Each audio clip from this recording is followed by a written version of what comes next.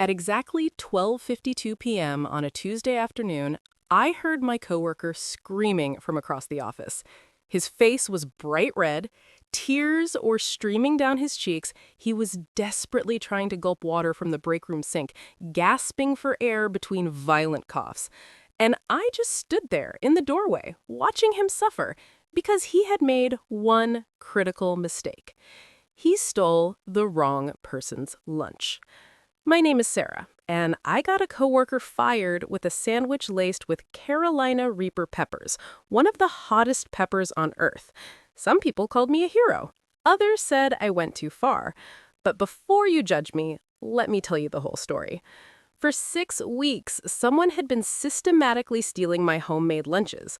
12 times. Over $150 worth of food just gone. I tried being nice. I tried HR. I tried everything the right way. Nothing worked. Nobody believed me. Nobody cared. So I set a trap. And what that trap exposed wasn't just a lunch thief. It was a pattern of theft that went way deeper than anyone imagined. This is the story of how a sandwich brought down an office criminal and taught me that sometimes the smallest violations tell you everything you need to know about a person's character. But I need to take you back to where it all started, because you need to understand just how far someone pushed me before I pushed back. I'm a marketing coordinator at a mid-sized tech company in Seattle. This story takes place about 2 years ago, but I remember it like it was yesterday. It was a Tuesday in March when it all began. I remember because I had specifically made my favorite meal the night before, a homemade chicken pesto panini with fresh mozzarella, sun-dried tomatoes, and this incredible basil pesto my mom had taught me to make from scratch. I'd even added some of those fancy Italian peppers I'd bought from the farmer's market that weekend. I know what you're thinking. It's just a sandwich, Sarah. But here's the thing. I take my lunches seriously. I have a very specific diet because of some health issues. Plus, I genuinely enjoy cooking. Making my lunch is like meditation for me. It's my creative outlet before the workday starts. So I get to the office around 8:30 a.m., same as always. I put my lunch bag in the communal fridge in our break room just like I do every single day. The bag had my name written on it in permanent marker. Not that it should have mattered, but I'm telling you this detail because it becomes important later. The morning flies by. Meetings, emails, the usual chaos. Around 12:30, my stomach starts growling, and I'm actually excited because I've been thinking about that panini all morning. I head to the break room, open the fridge, and nothing. My lunch bag is gone. Now, my first thought wasn't that someone stole it. I genuinely thought maybe I'd forgotten it at home, even though I had a clear memory of putting it in the fridge. I even checked my car during my afternoon break, thinking maybe it was still in there. But no, it was definitely gone. I ended up having to order delivery, which cost me $15 for a mediocre salad that gave me heartburn. But whatever, these things happen, right?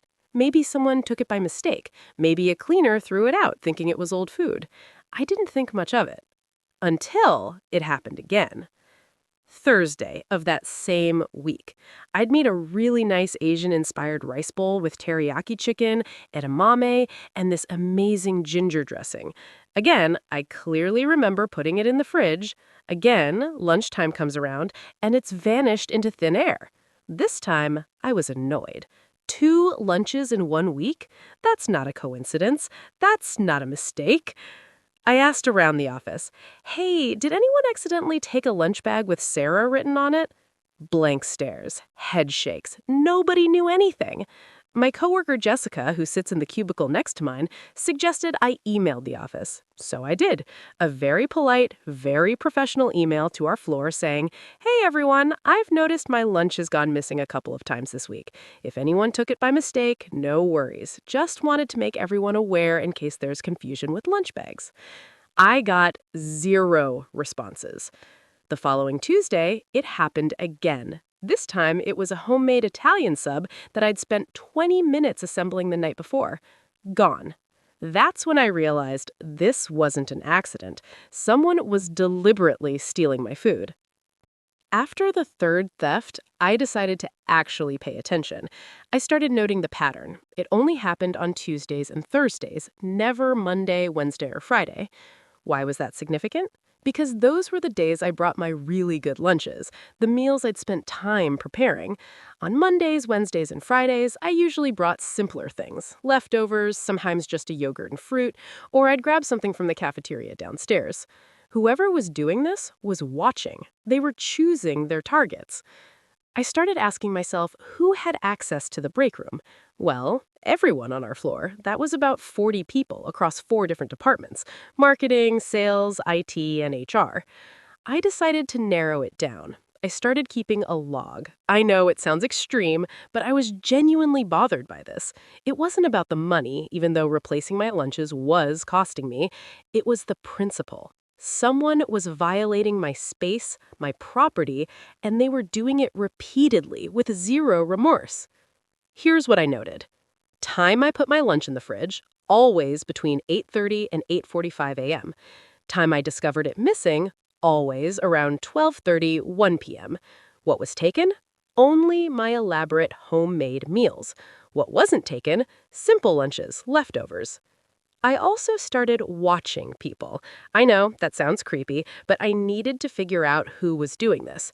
I paid attention to who went to the break room during lunch hours, who seemed to conveniently never have their own lunch, who was eating things that looked suspiciously similar to what I'd made. And that's when I started noticing Brandon. Brandon worked in sales. He was one of those guys who was charming on the surface, but somehow something about him always felt off to me. He'd offer to help with things, but then hold it over your head later. You know the type. Brandon always seemed to be in the break room, and I started noticing that on the days my lunch disappeared, Brandon would be at his desk eating around 1 p.m., even though he never seemed to bring a lunch bag in the morning. But I couldn't prove anything. I needed evidence. After 6 weeks of this, yes, 6 weeks, my lunch had been stolen a total of 12 times. 12!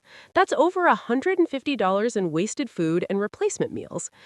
I tried the official route first. I went to HR.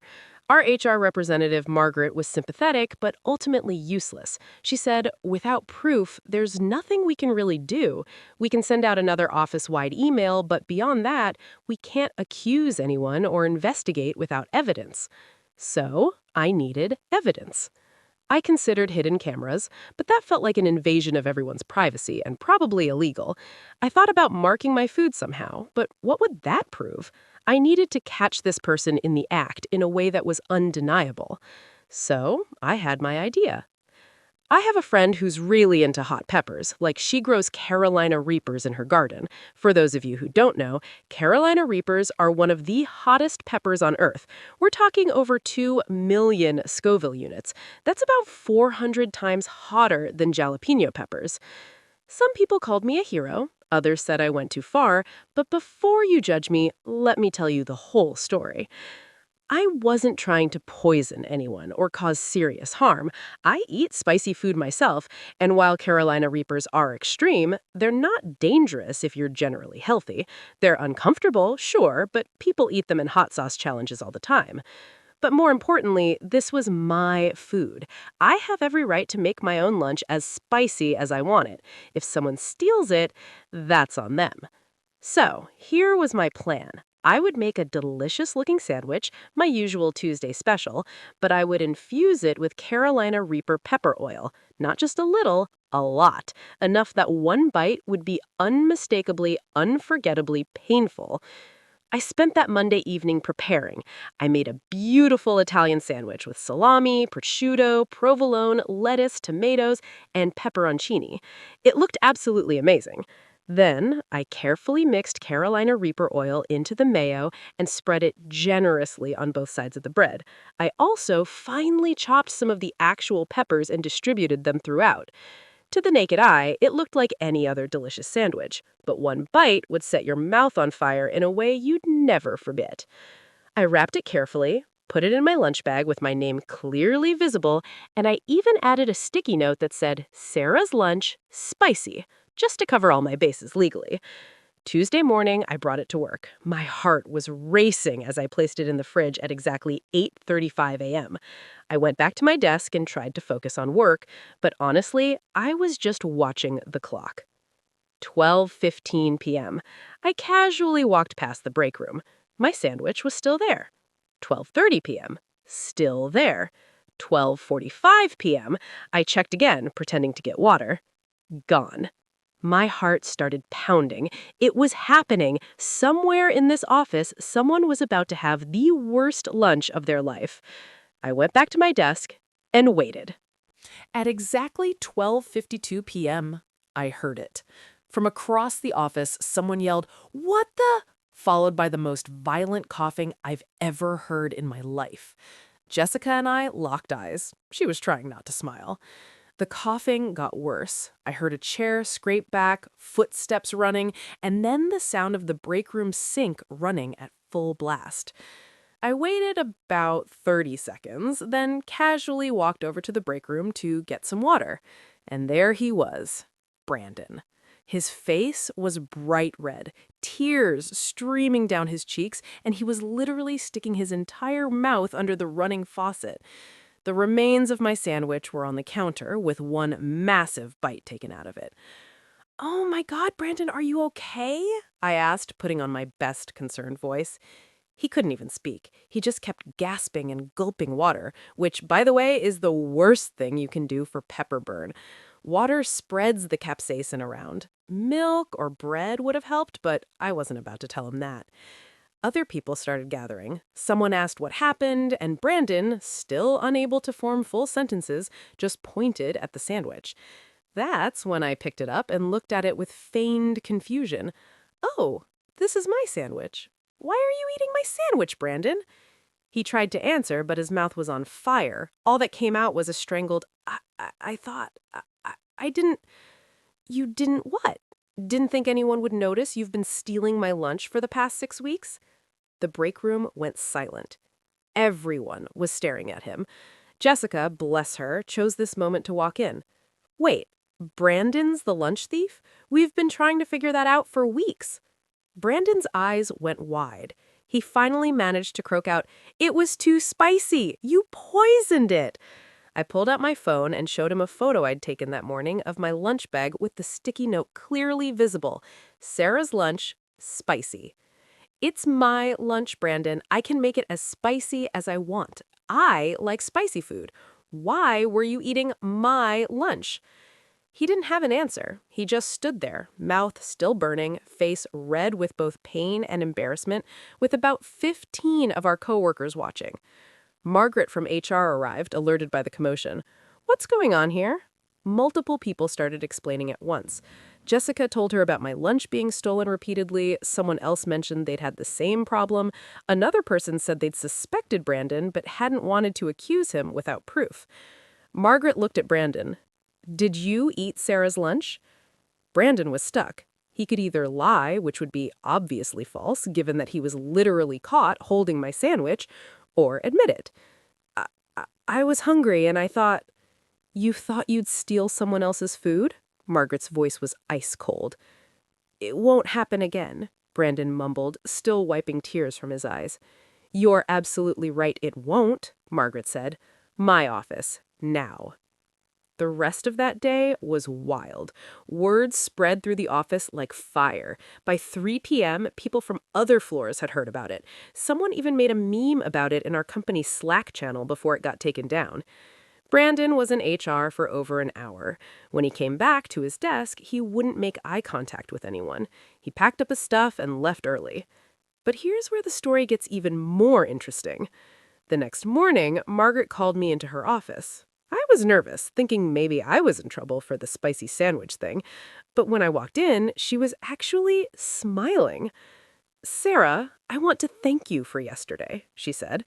I must have looked confused because she continued, "After Brandon's incident, I decided to do some digging. We pulled security footage from the break room for the past 2 months." She turned her computer screen toward me. There was Brandon, clear as day, opening the fridge, looking around to make sure no one was watching, and taking my lunch bag. The timestamp showed it was from 3 weeks ago, one of the Tuesdays my lunch had disappeared. We found 7 separate instances of him stealing lunches over the past 8 weeks. Not just yours, he was taking other people's food too. My jaw dropped. 7 times? Why would he do that? Margaret sighed. When we confronted him with the footage, he admitted he'd been doing it to save money. He's been having financial problems and didn't want to spend money on lunch, so he just took other people's food. I didn't know what to say. Part of me felt a tiny bit bad for him. Financial problems are real and stressful, but the other part was furious. There were so many other options. He could have brought cheap food from home. He could have asked for help. He could have been honest. Instead, he chose to steal. "What's going to happen to him?" I asked. "He's been terminated," she said flatly, effective immediately. Theft is theft, regardless of the reason. Plus, when we started investigating, we found some other irregularities with his expense reports that we're now looking into. Wait, what? This guy was stealing more than just lunches? Margaret saw my expression. I can't go into details, but let's just say your spicy sandwich opened a much bigger can of worms. We probably would have discovered it eventually, but you accelerated the timeline. I left that meeting feeling vindicated, but also kind of shocked. I just wanted my lunch to stop disappearing. I hadn't expected to expose an office thief who is apparently stealing in multiple ways. You'd think that would be the end of the story, right? Brandon gets fired, I get my vindication, everyone lives happily ever after. But no, because this is the real world and things are never that simple. First, there was the office divide. Some people thought I was a hero. They started calling me the lunch avenger and would high-five me in the hallway. People who'd had their own lunches stolen over the months came forward and thanked me. Apparently, this had been a problem for way longer than I realized, but no one had done anything about it. But then there were the others, the people who thought I'd gone too far. One woman from accounting, Linda, actually confronted me by the coffee machine. "Did you really need to humiliate him like that? The man lost his job over a sandwich." I was so stunned I didn't even know how to respond at first. Finally, I said, "He lost his job because he was a thief who stole from multiple people for weeks, and apparently he was stealing from the company in other ways." "Still," Linda said, shaking her head, "using hot peppers like that was cruel. You could have just confronted him directly." This attitude baffled me. I had tried the official route. I sent emails, I talked to HR. And let me be absolutely clear, that was my food. I have every right to make my lunch however I want. The fact that a thief happened to steal it and got burned, literally, is not my fault. But Linda wasn't the only one. There was this whole faction of people who seemed more concerned about Brandon's feelings and circumstances than about the fact that he'd been systematically stealing from his coworkers. I even heard 2 guys from IT talking about it in the elevator. I mean, yeah, stealing is wrong, but getting someone fired seems harsh. Dude, he stole from people for weeks and was apparently stealing from the company too. What did he think would happen? It was like the office had split into 2 camps. Team Lunch Avenger and Team Brandon was wronged. The whole thing made me realize something important about workplace dynamics. People hate conflict more than they hate injustice. It's easier to tell someone to just let things go than to actually address bad behavior, because addressing it means confrontation, and confrontation is uncomfortable. But here's what I learned. Sometimes discomfort is necessary. Sometimes you have to be willing to be the difficult one to stop something that's wrong. About a week after Brandon was fired, something else came to light that put everything in perspective. Remember how Margaret mentioned irregularities in his expense reports? Well, the company did a full audit, and it turned out Brandon was falsifying his expense reports for almost a year. He was claiming meals, transportation, and client entertainment that never happened. We're talking thousands of dollars. The lunch stealing wasn't just about saving money on food. It was part of a broader pattern of taking things that didn't belong to him. Margaret called a department meeting to address the situation without naming names. She talked about integrity, about the importance of honesty in the workplace, and about how small ethical violations often indicate larger character issues.